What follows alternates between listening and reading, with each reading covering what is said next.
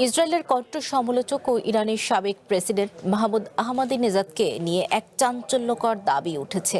বলা হচ্ছে, ইসরায়েলের গোয়েন্দা সংস্থা মোসাদের সঙ্গে গোপন যোগাযোগ ছিল তার। বর্তমান সরকারকে হটিয়ে আহমাদিনেজাদকে আবারও ক্ষমতায় বসাতে চেয়েছিল ইসরায়েল। যিনি একসময় প্রকাশ্য জনসভায় দাঁড়িয়ে বারবার ইসরায়েলকে পৃথিবীর মানচিত্র থেকে মুছে ফেলার হুমকি দিতেন, তিনিই কিনা গোপনে হাত মিলিয়েছেন সে দেশের গোয়েন্দা সংস্থা মোসাদের সঙ্গে। ইরানের সাবেক প্রেসিডেন্ট মাহমুদ আহমাদিনেজাদকে নিয়ে নিউ ইয়র্ক টাইমসের এমন এক দাবিতে তোলপাড় বিশ্বজুড়ে।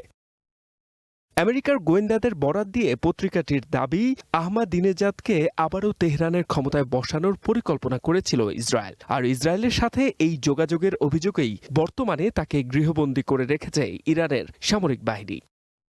কিন্তু কিভাবে শুরু হলো এই যোগাযোগ? নিউ ইয়র্ক টাইমস বলছে, 2022 সাল থেকেই আহমাদিনেজাদকে নিজেদের দলে টানার চেষ্টা করছিল মোসাদ। এরপর 2024 এবং 2025 সালে হাঙ্গেরিতে জলবায়ু সম্মেলনের আড়ালে মোসাদ প্রধানের সঙ্গে দুটি গোপন বৈঠকও করেন তিনি। কিন্তু প্রশ্ন হচ্ছে, ইসরায়েলের চিরশত্রু হিসেবে পরিচিত এই নেতা কেন এমনটা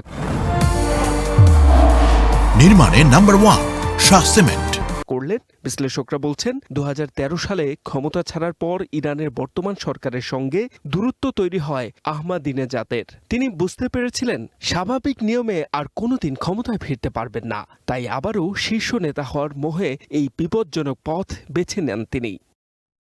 প্রতিবেদনে আরও বলা হয়, গত 28 ফেব্রুয়ারি ইরানে আমেরিকা ও ইসরায়েলের হামলার প্রথম দিন এক নাটকীয় ঘটনা ঘটে। আহমাদিনেজাদকে মুক্ত করতে তার দেহরক্ষীদের উপর হামলা চালায় ইসরায়েলি বাহিনী। তাকে উদ্ধার করে নিয়ে যাওয়া হয় একটি সেফ হাউসে। কিন্তু ইসরায়েলের আসল কৌশল টের পেয়ে সেখান থেকে চলে যান তিনি।